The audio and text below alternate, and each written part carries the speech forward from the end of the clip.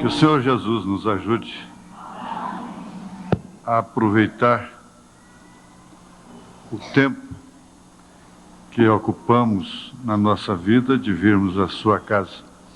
Nós cremos que o simples fato de vocês saírem de casa e virem para a igreja já é uma grande ajuda de Deus. Porque Davi disse que ele gostaria de habitar na casa do Senhor por longos dias e estar no templo do seu átrio durante toda a sua vida, né? Em outras palavras. Vamos ficar de pé para a leitura da Bíblia, né? Sendo, pois, justificados pela fé, temos paz com Deus por nosso Senhor Jesus Cristo. Vou repetir. Sendo, pois, justificados pela fé, temos paz com Deus por nosso Senhor Jesus Cristo. É um versículo que todo mundo deve saber de cor. Como aquele, porque Deus amou o mundo de tal maneira. As crianças, todo mundo deve saber isso de cor. Romanos, capítulo 5. Sendo, pois, justificados pela fé, temos paz com Deus por nosso Senhor Jesus Cristo. Te damos graças, ó Pai, porque a paz que nós temos não é uma paz como a do mundo. O Senhor disse: a minha paz vos dou e não vos-la dou como o mundo a dá. Ela é independente da consciência, dos sentidos humanos. É uma paz que opera mesmo na dor, mesmo na cadeia. Paulo e Silas cantavam, Pedro dormia. E eles tinham regozijo por sofrerem por amor do nome do Senhor. É a paz que é diferente. No mundo, na parte humana, nós só temos paz quando tudo vai bem. Mas a paz é diferente. Do mundo é quando, na adversidade, nós podemos ter paz com o Senhor, paz na alma. Aceita, Senhor, a nossa gratidão por essa paz e perdoa os nossos pecados, em nome de Jesus Cristo. Amém. Assentai-vos. Quase que a gente tem que definir uma coisa ou outra, ou pregar ou orar, né? Às vezes a gente vai orar e quer pregar na oração. Eu acho que não é certo. Orar é orar, é agradecer, é pedir, é louvar. Depois então prega, né? Tem um tempo para pregar, então vamos pregar. A minha paz vos dou, não vos-la dou como o mundo a dá. Porque a paz do mundo é quando tudo vai bem, tudo combina com os sentidos, tudo está em bonança, está prosperando, está progredindo. Então aí a paz. É quando o tiro sai, não é? Puxa o gatilho e o tiro sai. Porque quando o tiro não sai, acaba a paz. Aí vem o aperto. Uma onça aí diante do camarada assim, e ele confia na arma e puxa o gatilho e o tiro não sai. Aí pronto, as coisas mudam todas, né? Acaba a paz. Eu fiz uma anotação aqui perguntando assim: Jó foi um grande antropólogo? Quer dizer, ele foi um cientista que estudou o homem, a espécie humana. Ele falou com experiência própria, né? Essa é a maior ciência que existe, é da experiência própria. No capítulo 9, verso 2 do livro de Jó, nós vamos lá. Livro de Jó, é depois do Apocalipse, não é? Hã? É antes de São Mateus. Hã? Ah, depois de quê? Neemias. Então é depois dos Provérbios. Hein?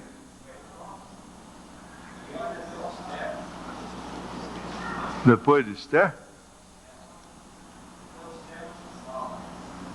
Quer dizer que então é antes do Gênesis.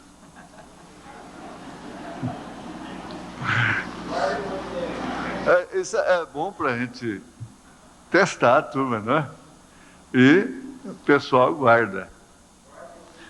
Pelo menos tem a lembrança, fala, bom, a curiosidade, sabe? Conhecer a posição dos livros da Bíblia é importante, não é? Por isso que eu gosto que todos os cultos a Escritura seja dada assim que o pregador entra, né, anuncia a mensagem, a Escritura. Não só porque você pode meditar nela e depois quando vai ler, não está aquele desfolha a Bíblia para lá e para cá, e procurando Jó lá no Novo Testamento, qualquer coisa assim. E desperta a atenção de todos para conhecer a posição dos livros, né, na Bíblia Sagrada. Esses chamados pequenos profetas aqui é gostoso, né? É Amós, é Oséias, Miqueias, você troca e vai para lá e vem para cá, e está tudo ali, poucas páginas, né? Entre Ezequiel e Malaquias, né? Fica pouquinha coisa. E você tem que encontrar aquilo ali. Tem hora que parece que o livro desapareceu da Bíblia, né? Mas vamos ver aí, Jó, capítulo 9, verso 2. Na verdade, sei que assim é, porque como se justificaria o homem para com Deus? Uma pergunta que ele fez. Se quiser contender com ele, nem a uma de 1000 coisas lhe poderá responder. Ele é sábio de coração, poderoso em forças. Quem se endureceu contra ele? Quem se endureceu contra ele e teve paz?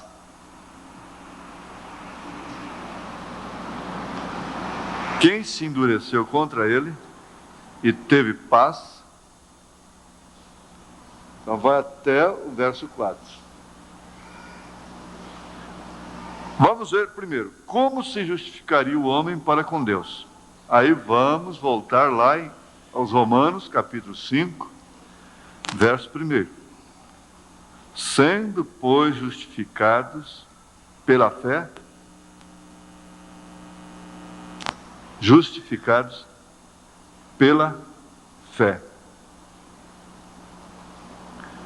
Foi exatamente isso que trouxe o broto.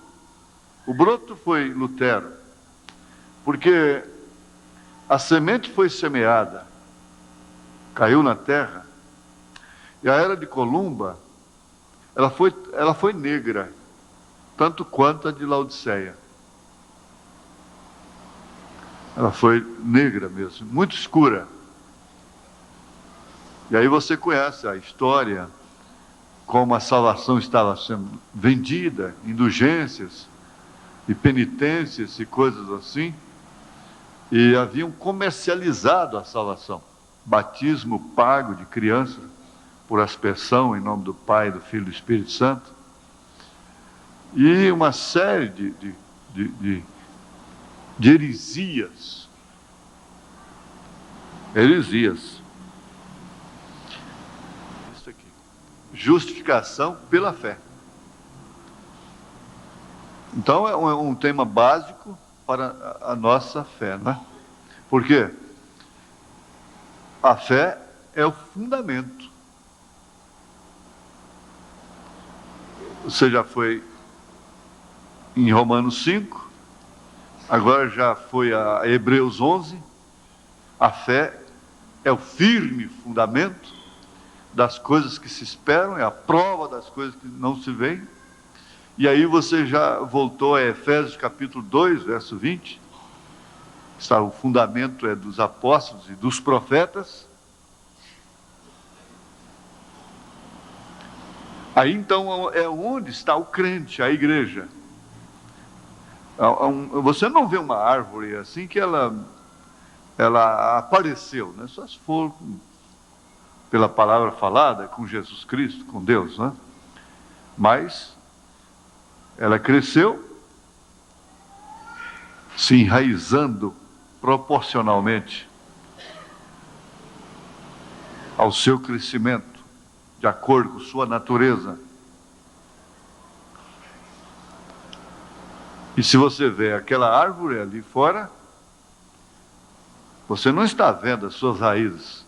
Mas se não for as suas raízes, ela não estaria ali, ela não existiria. A igreja é assim, é como a árvore. Aliás, ela é chamada árvore noiva. A árvore também fala de pessoas na Bíblia. Vejo Israel como árvores. O justo é como árvore plantada junto ao ribeiro, que dá o seu fruto no tempo próprio. É uma combinação de toda a Bíblia Sagrada, tanto no Novo como no Velho Testamento, que termina nisto aí. Fundamento. O crente que não é levado pelos ventos que atacam a si próprio através dos motivos, das razões, da sua própria sinceridade, é aquele que é edificado. Porque aí as portas do inferno não prevalecem contra ele, porque ele é a igreja. Jesus disse: edificarei a minha igreja sobre esta revelação, e as portas do inferno não prevalecerão contra ela. De forma que o discurso é muito bom. Não tem problema. Indubitavelmente é muito bom o discurso. Mas o que fundamenta mesmo a igreja é a palavra falada, é a palestra, é a conversa. É a conversa lá em casa, na mesa, no culto doméstico. Você não consegue dar princípio para a sua família se você não começar o seu casamento com o culto doméstico.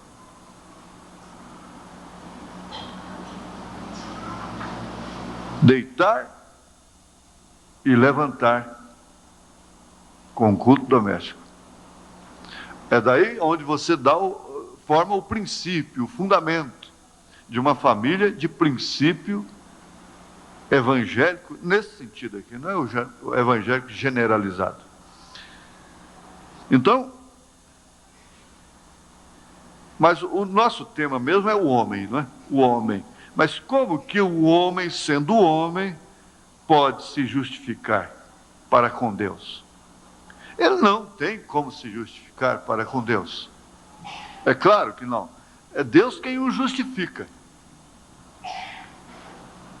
Mas essa justificação é feita através da fé. Pela fé, temos paz com Deus. Aí, esse Jó, o mesmo Jó, fez essa pergunta: quem se endureceu contra ele, contra Deus, e teve paz? Agora, endurecer-se contra Deus é endurecer-se contra o seu posto do dever, contra a sua própria cruz. O seu posto de dever, às vezes, é uma cruz. Ela é uma cruz. E quando você se endurece contra ela, você não tem paz.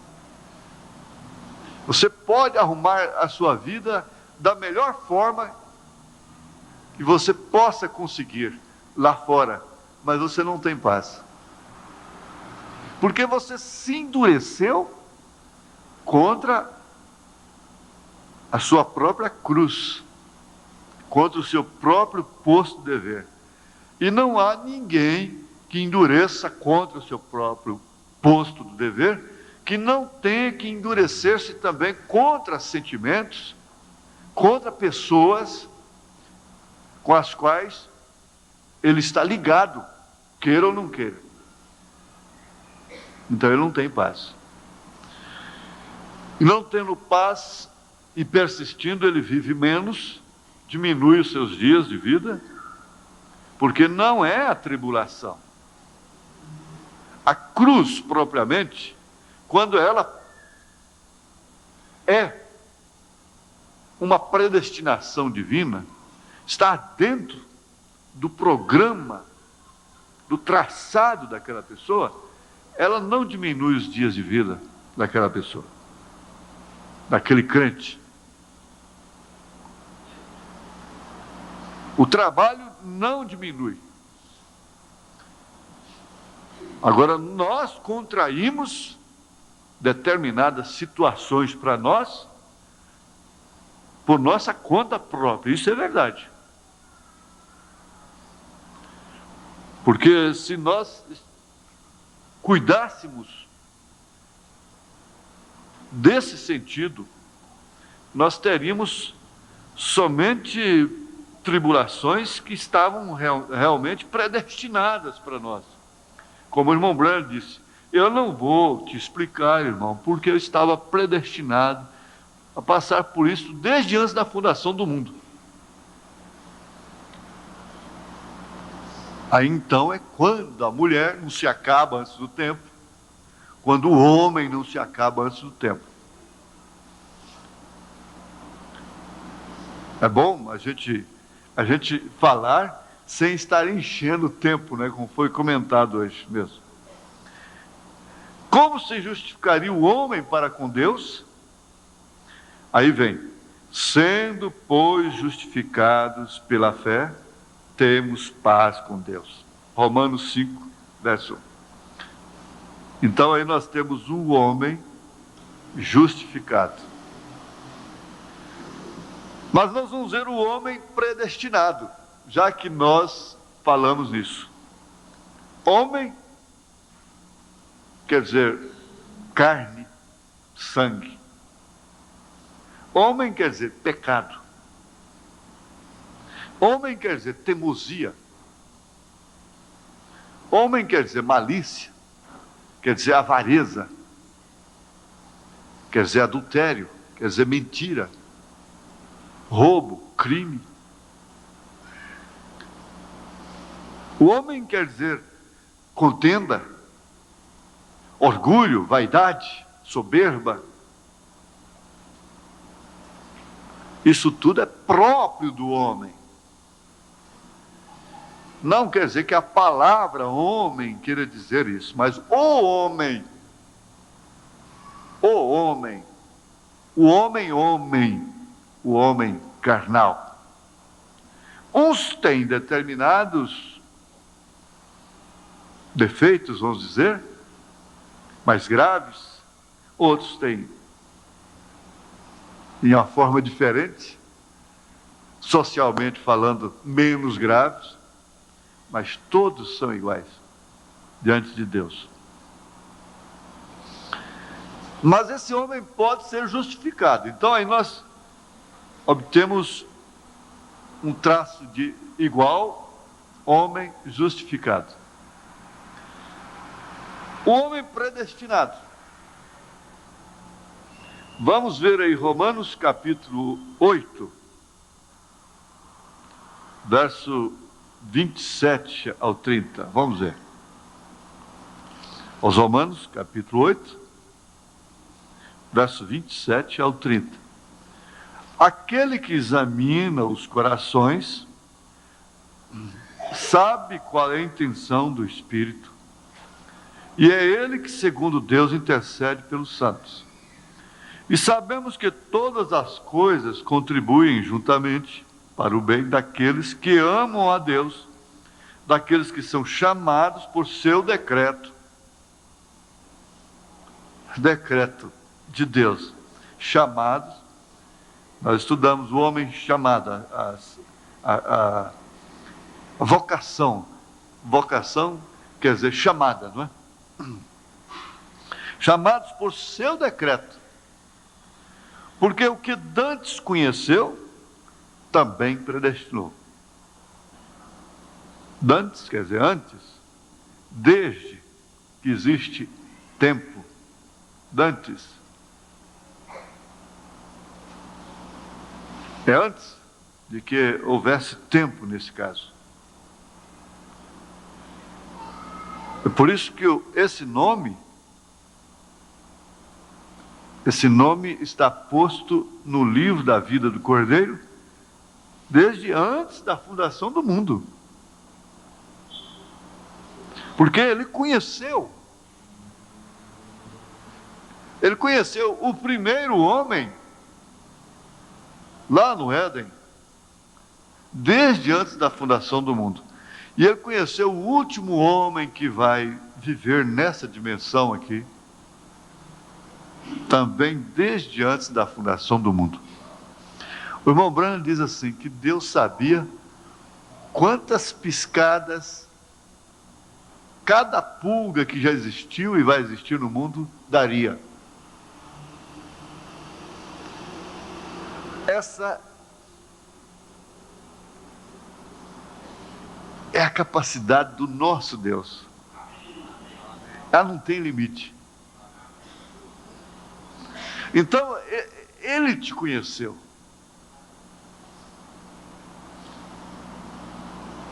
E por isso pôde te predestinar. Não foi assim uma coisa casuística que ele atirou no espaço aí. Não.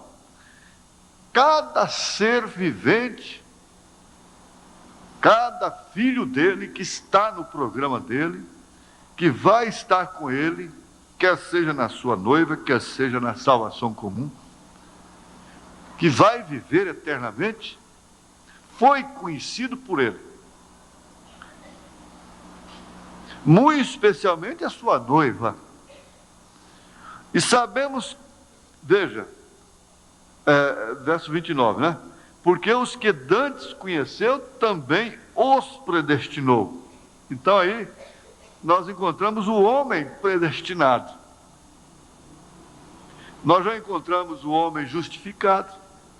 Já estudamos sobre o homem chamado.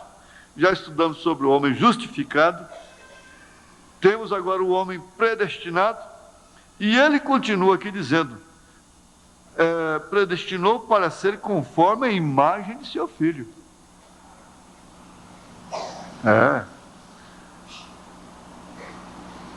A fim de que ele seja o primogênito entre muitos irmãos.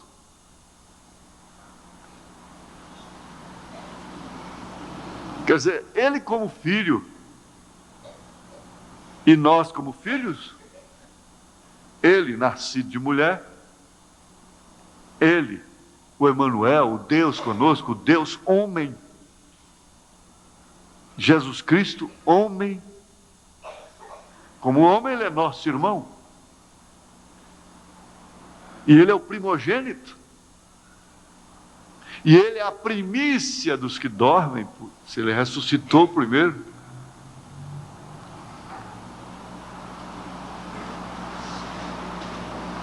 Para serem conformes à imagem de seu filho, a fim de que ele seja o primogênito entre muitos irmãos.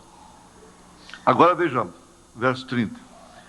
E aos que predestinou, a estes também chamou. É claro, aos que chamou pelo seu decreto, também predestinou, né? São chamados por seu decreto, porque dantes conheceu, também o predestinou. Agora, e aos que predestinou, a estes também chamou.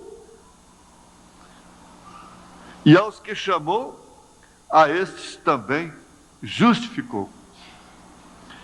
Então, aqui nós temos o homem chamado, o homem conhecido, né, vamos dizer, predestinado, chamado, justificado. E por último, teremos o homem glorificado.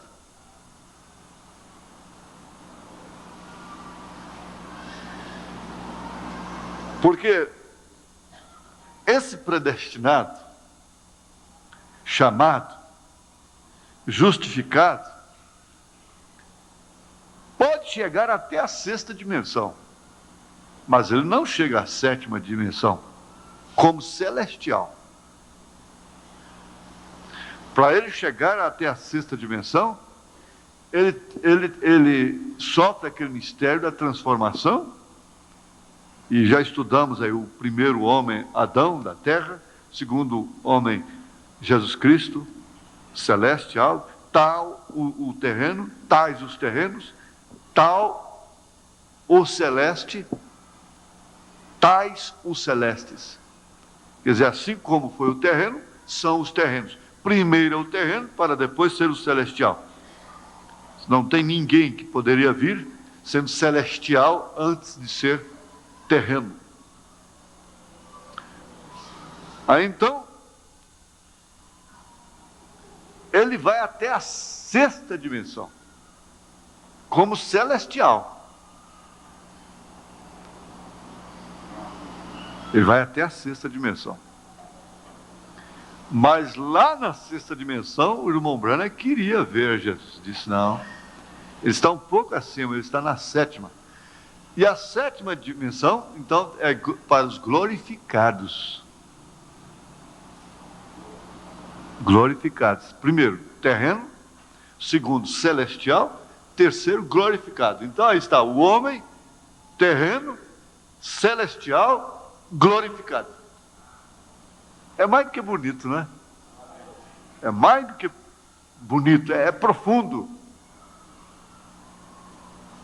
Então você aí tem o homem terreno, e você não pode, não tem como deixar de ser terreno, porque primeiro é o terreno. E esse penhor do Espírito nos leva a ser celestiais. E nós temos realmente a mente de Cristo. E a mente de Cristo é que combate a mente do mundo. É por isso que você tem uma luta de um cão preto na linguagem daquele índio. Uma ilustração rústica que ele fez, de uma luta que ele tinha dentro de si. Um cão negro e um cão branco.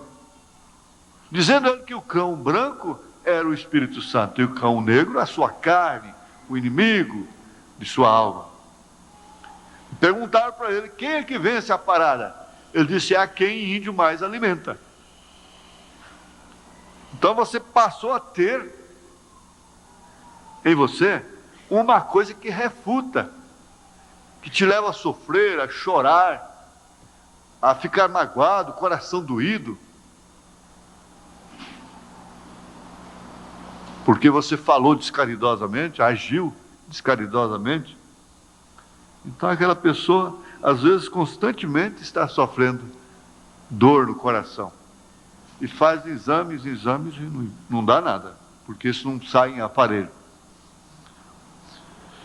Olha, isso é muito importante. Vamos para 1 Coríntios 6. 1 Coríntios 6, é logo a primeira carta após a de Romanos. Verso 10.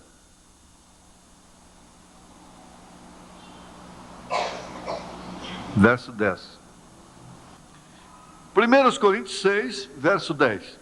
Não erreis, nem os devassos, nem os idólatras, nem os adúlteros, nem os efeminados, nem os sodomitas, nem os ladrões, nem os avarentos, nem os bêbados, nem os maldizentes, nem os roubadores herdarão o reino de Deus. E é o que alguns têm sido, mas o quê? Mas haveis sido lavados, e haveis sido santificados,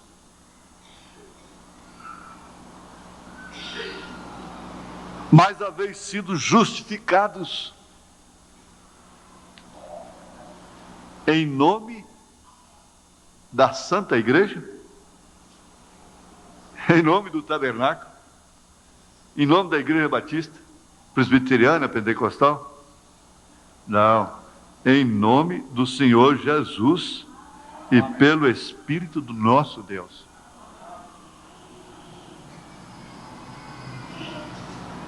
Olha, por isso que o batismo deve ser para uma pessoa que tenha consciência do que está fazendo. As crianças precisam pensar nisso.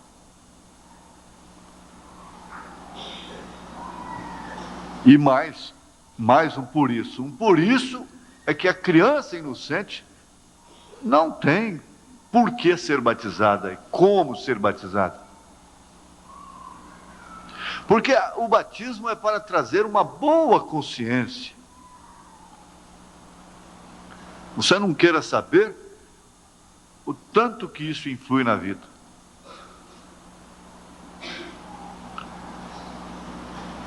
Ela traz uma boa consciência de que você, na verdade, o batismo é, sem dúvida, uma testificação externa do que aconteceu realmente com você. Deve ser assim, pelo menos deve ser. Uma testificação externa do que aconteceu com você por dentro, na sua vida. Então é o que alguns têm sido. Mas haveis sido lavados, mas haveis sido santificados, mas haveis sido justificados em nome do Senhor Jesus e pelo Espírito do nosso Deus. Vamos repetir aqui, que foi com razão que Paulo disse para a sua igreja lá em Corinto, que ele não podia falar para aquela igreja como a espirituais, mas como a carnais, como a meninos em Cristo. Por quê? Ele disse, porque ainda sois carnais, pois havendo entre vós inveja, contendas.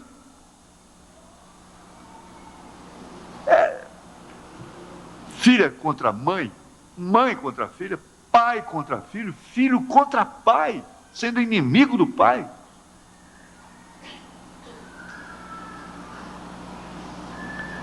O pai sendo inimigo do filho. Irmãs inimigas. Irmã contra irmã. Irmão contra irmão. Então Paulo disse, porque ainda sois carnais, pois havendo entre vós inveja, contendas e dissensões, não sois porventura carnais e não andais segundo os homens? Aí ele vai coordenando as coisas, né? Vai coordenando.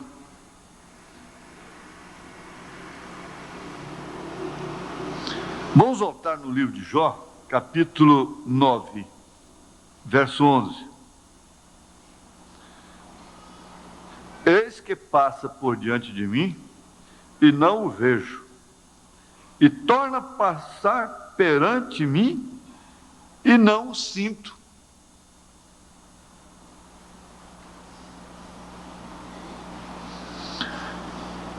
Não o sinto para refletir e discernir, porque se você senti-lo, não é aquele que sente, é claro, não é o sentimento, esse sentimento humano propriamente, porque o irmão Branham disse, Jesus nunca disse aquele que sentir.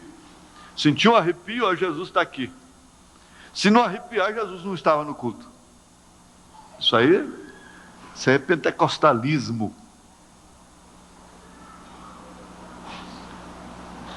Mas como que Deus pode passar por você e você não perceber? Como Deus pode estar em você e você não perceber que Deus está em você? Não tem como. Se qualquer uma pessoa cai na graça da outra, uma moça, um rapaz, aquele moço, aquela moça passa a fazer parte de sua vida.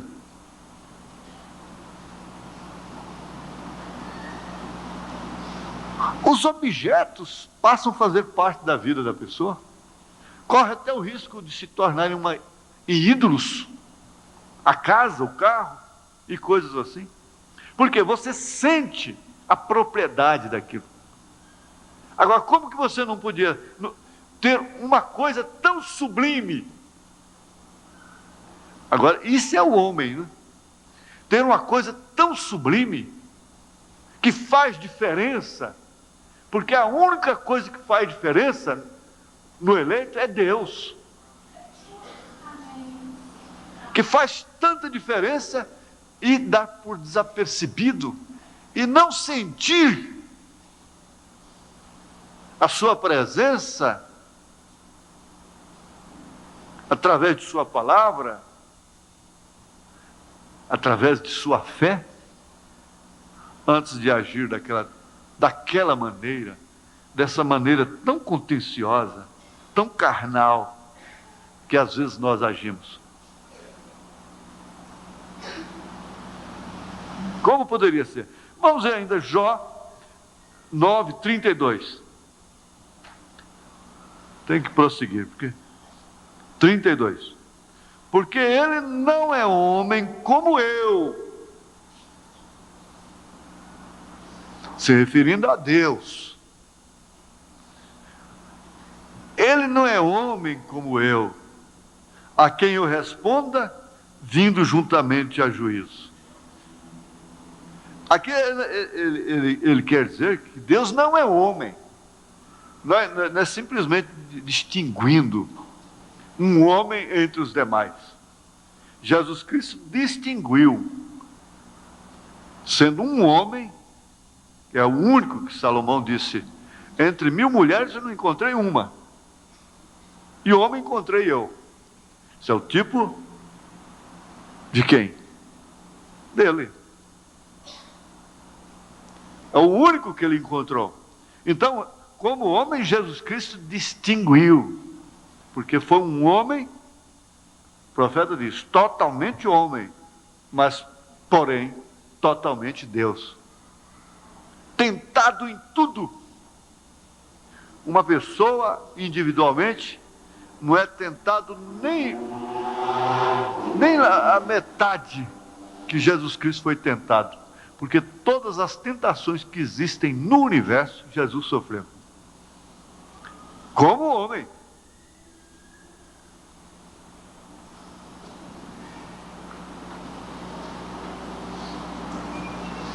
E há aquelas coisas, aqueles problemas, como o profeta disse, que são crônicos, que o homem já nasce com aquele problema.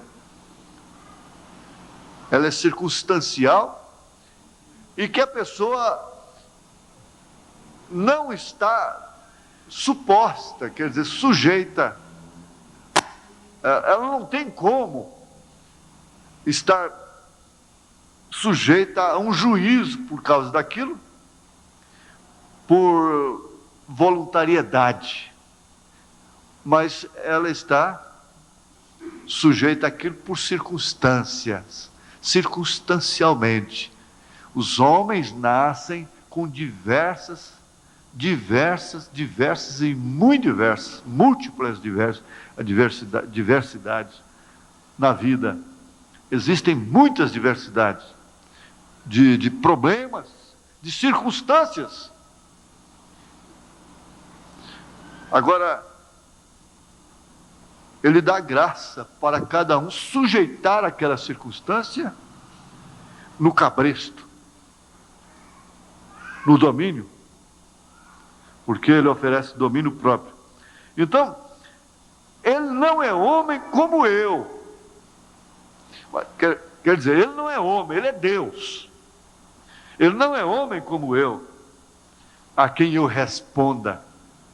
Eu possa responder, explicar, pedir explicação, como a mulher faz com o marido faz com a mulher, o pai faz com o filho faz com o pai, pedindo, inquirindo.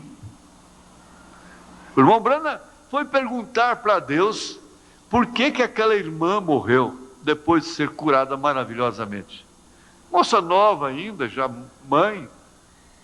E foi curada maravilhosamente e logo morreu depois. Ah, mas ele se arrependeu tanto, ele chorou tanto por causa dessa pergunta. Ele achava que Deus estava na obrigação de explicar para ele por quê.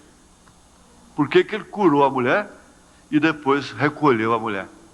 De uma maneira tão linda, mas recolheu aquela irmã. Nós estamos sempre questionando. As mulheres, então, querem sempre uma explicação para tudo. Principalmente.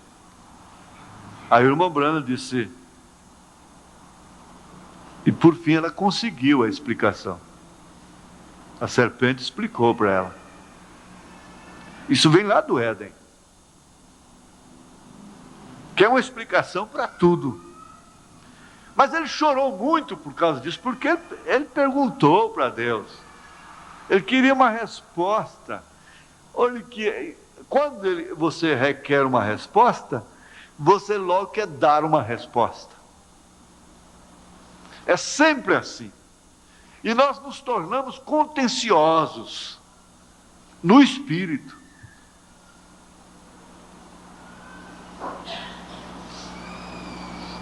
Aí então passou um tempo, um bom tempo. Acho que o irmão Brana já havia até esquecido disso. Aí Deus veio para ele e disse, olha, eu recolhi aquela minha filha, porque ela estava morrendo um tempo antes, ela era novinha ainda, nova, né? Moça nova, estava morrendo no rio, afogando-se. Mas ela não estava preparada para morrer. E eu lhe dei mais um tempo para ela se salvar. Você queria explicação? Aí, agora eu vou te dar voluntariamente. Você já chorou muito? Você já se arrependeu porque você perguntou, não é? Então, mas esse é o homem, não é? O homem.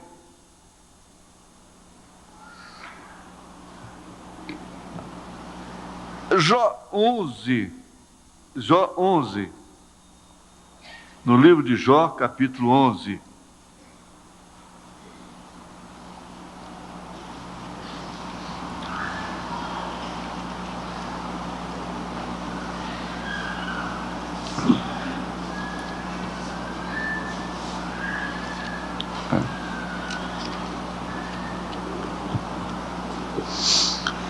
Não, vamos ver aqui, 14, Jó, capítulo 14, verso 1. O homem nascido da mulher é de bem poucos dias e cheio de inquietação.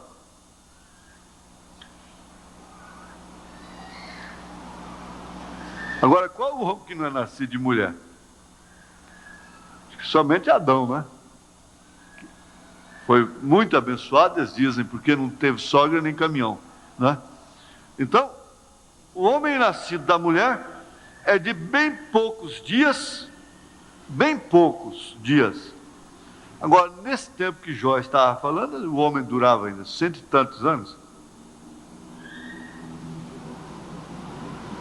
E o que significa 100 anos, 200 anos em relação à eternidade? Nós já falamos sobre isso aqui. 80 anos quer dizer frações de segundos, 8 segundos seria muito tempo em relação à eternidade.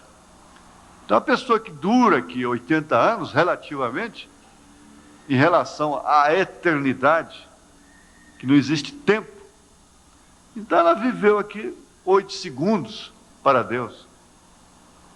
Foi só uma passada por aqui para que Deus manifestasse atributos através dela. Vive poucos dias. E sabendo disso, ele nunca se tornou arrogante. Porque atinar para o fim é sabedoria. Porque há muitas pessoas com esta sabedoria, que enquanto estão sendo ovacionadas, elogiadas, e em tempo de gozo, de glória, aqui, elas às vezes saem tristes, elas se recluem, porque elas atinam para o fim. Atinam para o fim. Elas sabem que toda a glória aqui é como a flor do campo, que de manhã está bela, quando é de tarde está seca. Então está conhecendo o homem que conhece o homem. Jó era um homem que conhecia o homem, e sabia o que era o homem, porque o homem, ele perde o sentido do que é ser homem, e vive aqui esses poucos dias, como se esses poucos dias fossem toda a sua vida, compreendessem toda a sua vida. Aí então, ele enche os seus celeiros, se assenta numa cadeira de conforto e diz: regala-te, ó alma. Isso depois de rejeitar a liderança, a chamada, o conselho de Deus, de Jesus Cristo. Ele perdeu o senso, perdeu a noção do que é homem. Ele vai passar, você vai passar. O profeta diz: essa menina aí com 15, 16 anos de idade, com os lábios vermelhos de batom, você não sabe que dentro de 3 dias, bicho pode estar comendo aquilo numa sepultura? Nesta hora, no mundo todo, existem muitos cadáveres de moças bonitas de 15, 16 anos, e que amanhã, daqui 72 horas, estão podres na sepultura. E ontem elas estavam nos espelhos, e arrogantes, e orgulhosas, e vaidosas, e se expondo de uma maneira mundana, e não sabe onde está a sua alma nesta hora.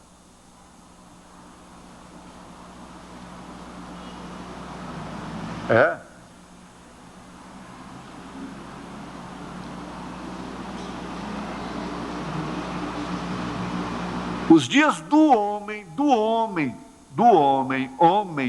são poucos. E nós falamos de uma maneira generalizada, o homem e a mulher, claro. É bem de poucos dias e cheio de inquietação. Desde que, se não tiver inquieto, essa criança não tem saúde. Ela já começa inquieta. É pelo bico, é pela mamadeira, é pelo brinquedo, e quer descer do colo, outra hora quer o colo, dá birra por causa do colo, inquieta à noite, inquieta de dia, e começa assim. E você nota que sempre, para adquirir uma casa, sofre tanta inquietação, para adquirir um carro, uma bicicleta, o arroz, o feijão, sofre tantas inquietações. Então não se pode perder a noção do que é o homem, para não cair na arrogância, na insensibilidade. Aí Jesus vem e diz: louco, essa noite pedirão conta da tua alma. E ele afirma ainda: o que aproveita o homem ganhar o mundo inteiro? O mundo inteiro. Não é um prêmio de uma cena acumulada que deixa tanta gente inquieta e fazendo castelos. Mas o mundo inteiro. e perder a sua alma? Porque o mundo inteiro seria por poucos dias, com inquietações, com câncer corroendo, com a AIDS rondando.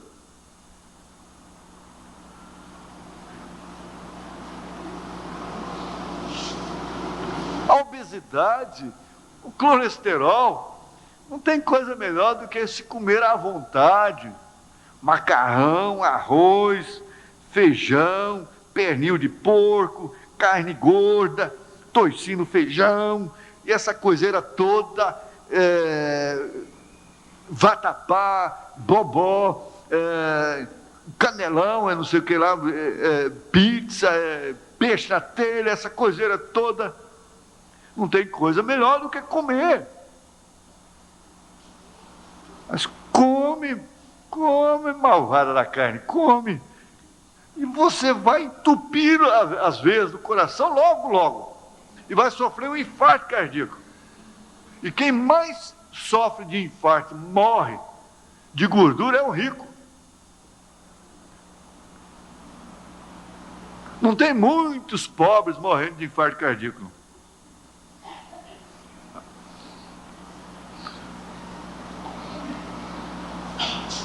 É de bem poucos dias e cheio de inquietação. Esse é o homem, essa é a mulher. Não se envaideça, não se ensoberbeça.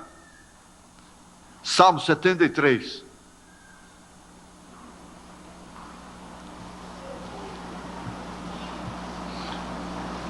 Porque você sabe que o homem nascido de Deus não passa nunca. Agora, aí que está a questão. O que vale o homem ganhar o mundo inteiro, o homem ganhar o mundo inteiro e perder a sua alma? Em outras palavras, Jesus está dizendo, escuta, quem é que pode te dar o mundo? Satanás me ofereceu lá no deserto. Mas ele próprio sabia perfeitamente que eu que sou dono disso tudo. Eu não teria que adorá-lo, me prostrar diante dele, porque isso aí me pertence. E eu já fiz a minha reforma agrária, já dei a terra toda para os mansos. Os mansos herdarão a terra. Aí, filhos, né? É a noção do cristão, é a fé que justifica. O que é que justifica a sua fé? Agora vamos ver, o que justifica a sua fé? Justifica a minha fé? É essa segurança, é essa certeza. É a inversão da pergunta. O que vale o homem perder a vida eterna? Seria a inversão, né? Perder a vida eterna, os tesouros eternos, o mundo que será eterno, a terra que será eterna, que nunca mais passará. Perder, o que vale o homem perder tudo isso que é eterno por um que é efêmero, para ganhar um que é efêmero, que é passageiro. Mas você tem que notar isso, que a tendência do homem terreno é essa, é trocar o perene, o eterno, pelo efêmero, pelo passageiro. Por quê? O homem é dotado de sentidos, e os sentidos só se sentem recompensados com o presente. Ele não se congratula com o futuro, ele se congratula com o futuro relacionado à vida humana. Ser um médico amanhã, ser rico amanhã, ser fazendeiro amanhã, coisa e tal, tudo bem. Mas ele não se congratula com o futuro eterno. E não sofre as perdas aqui, as aparentes perdas, com regozijo, porque é homem, porque é terreno, porque é carnal. E daí então, a razão de nós sermos o maior inimigo que nós conhecemos. É o nosso ego, é a nossa pessoa. É essa carninha aqui, ó. Essa carne que você vê no espelho. É que é o seu maior inimigo. Vamos ficar de pé, irmãos. Agora, veja as coisas de uma forma bem entrelaçadas. Sendo justificados, temos paz. Porque fomos predestinados, fomos chamados, fomos lavados, fomos justificados e por último seremos glorificados. Você não vai chegar na sétima dimensão simplesmente como celestial, porque então o corpo celestial será glorificado. Aí é quando nós podemos encará-lo face a face. Aí você deixou de ser o homem terreno. O homem terreno. O homem dos poucos dias de inquietação acabou. Amém? Glória a Deus. Você é um pregador do Evangelho também, e você está aqui por uma boa causa. Você não está doente, você está em necessidade e você quer um avivamento pentecostal para começar em sua igreja. Todos nós queremos isso.